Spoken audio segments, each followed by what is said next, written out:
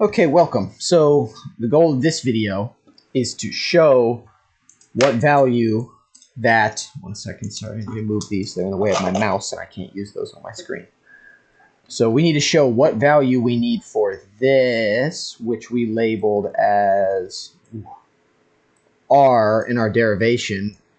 And in the derivation we had that our thermal diffusivity was equal to 1, and then our time increment was 0.5, and then our bar increment size was also 1, and we got that equal to 1/2. And so if you remember, as soon as I changed the value for our delta t to anything greater than 0.5, then the graph decided to just get all squiggly.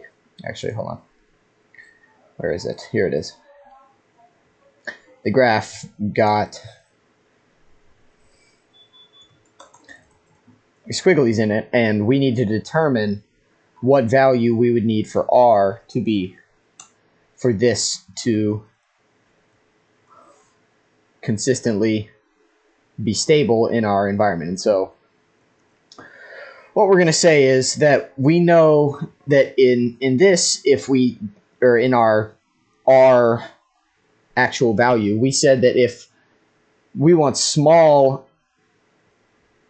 values for R, then our time steps have to be small, because otherwise, if x is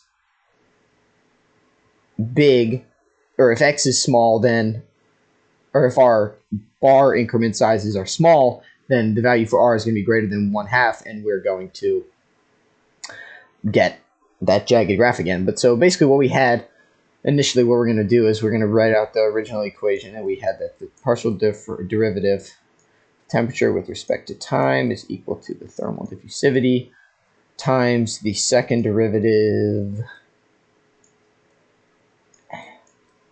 of, wow, in one day, my skill went away. Second derivative of temperature with respect to x. And this, we can say that our temperature is equal to the, oh boy, is equal to the sum from k from negative infinity, wow, to infinity of the thermal conductivity for C, or for K, times an exponential of negative thermal diffusivity times K squared times T, that's supposed to be a 2, times exponential of I K X. And so incorporating these values, because again we had, can I pan down? We had that E to the I K X, oh no, I apologize, never mind, disregard that entirely. I did not say anything, but basically what we're going to do is, from here we have that their temperature at the current time at the next position is equal to the temperature of the bar at our current time and our current position plus R times the temperature in the bar at our next time in the same position minus 2 times the temperature of the bar at our current time and position, oops, that's not where I wanted to draw the N, plus the temperature of the bar at our last time and current position. And so from here, using that, or sorry, using, oh goodness, we can say that the temperature, whoops, in our bar at our current time and position times the exponential of negative thermal diffusivity, K squared delta T, we can say that this, is equal to, sorry, the temperature of our bar, at our current position and time plus R times the temperature. We're just bringing out TJ, and R times the temperature at the time and position times exponential of I K delta X minus 2 plus e to the negative I K delta X. And we know that E, let me do this in purple, E to the I K delta X, wow, this is like a toddler writing, E to the I K delta X is equal to cosine K delta X plus I sine K delta X, and then E to the negative I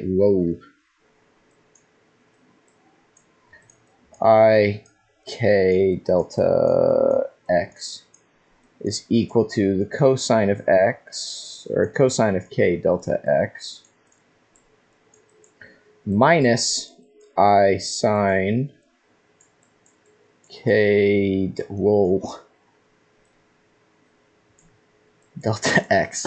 And so if we add these two terms up, these cancel, and then we get that E to the I K delta X is equal to 2 cosine of K delta X. Cosine K delta X. And so from here we can say that the temperature in our bar, let's go back to pink, I'm gonna have to paint down a little bit more.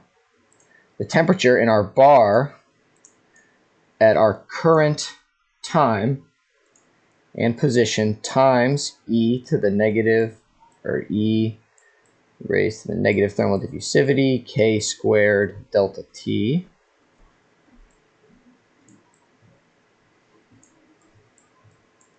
is equal to the temperature in our bar at the current position and time times 1 plus R times 2 cosine of K delta X minus 2. And this can be further simplified, and we can say that, I'm going to change colors again, that the temperature in our bar at our current time and next position is equal to the temperature in the temperature in the bar at our current time and position times 1 plus 2 R cosine, times the quantity cosine K delta X minus 1. And if this quantity is greater than 1, then as we progress in time, the temperature in the bar will continuously get greater and greater. It would be like continuous compound interest, basically. Like, it will never go down. And so if we take this and simplify further, then we have to write that 1 plus 2R times the cosine of K delta X minus 1 has to be less than 1. And then if we subtract 1 from both sides and subtract 1, then we get 2R times cosine. Wow, what is going on? It's like it's getting progressively worse. 2R cosine K delta x must be less than 0. And that means that for our stability analysis, for R to be stable in under finding the temperature in the bar across the bar, that means that, let me do this in a prettier color. Let's do green. That means that R has to be less than 1/2, which, again, we proved by showing that, again, nope, wrong one. We proved that if we make our time increment greater than 1/2, which would then lower or increase the value of our R, if I did, okay, let's do 0.8. As soon as we do this, we get a bunch of crazy zigzags, but if we go to 0.4, we get a normal graph. And so we proved that for the, not allowed to scroll anymore.